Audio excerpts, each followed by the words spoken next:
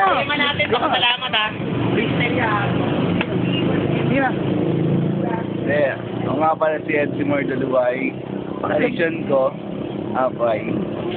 Tapos yung ano, thank you pala sa ano, sa lahat sa Jollibee Team Landmark.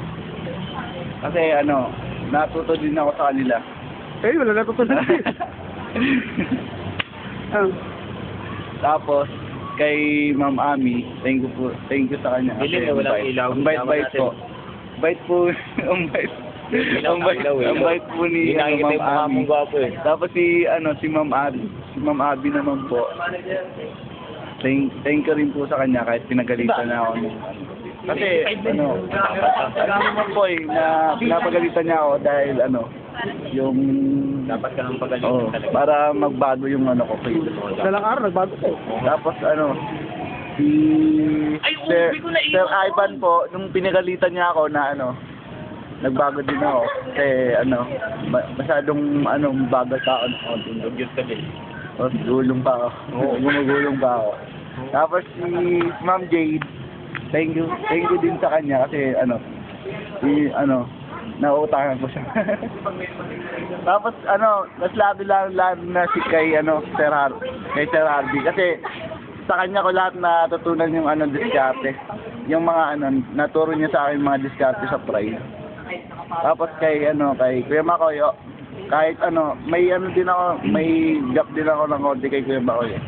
Tapos kay Kuya EG, thank you kay Kuya EG kasi nung unang pasok ko sa Jollibee, siya nagturo sa akin kung paano yung sa priman talaga.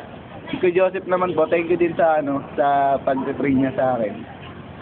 Tapos si Kuya Chard, kahit napapatuwa. Kaya doon lang iiyak. Ang iyak, boy. Papalagsakin natin yung team natin. Pala bukas to sa Natutuwa din ako ng konti kay Chard. Tapos tinutulungan niya din po ako. Tapos kay Kuya Ken, thank you din po thank you din sa inyo, Kuya Ken. Kasi kahit napagalitan na ako. Tapos magbabago naman ako. Hindi mo kakalimutan ng experience sa Jollibee Landmark.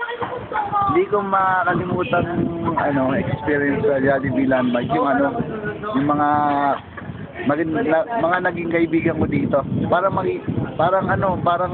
hindi kasi Sure ka ba na kaibigan mo sila? hindi kasi kaibigan ang tingin ko sa kanila eh. Kasi ang tingin ko sa kanila parang mga kapatid ko na rin eh. Teka, hindi. Ayaw na rin magkapalit ka, my God! Kuya. Ayun lang. Wala ka na yung loob. Kakanta ka ba? Kakanta ka?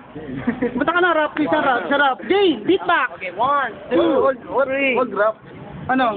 Tayo mga natin pasasalamat yung freestyle ka nga. 1, 2, 3, go! Open for certain things. Please only cause when it's gone and it's feeling lonely. Sadly, no, you're just lost the soul. You just have to let each other go.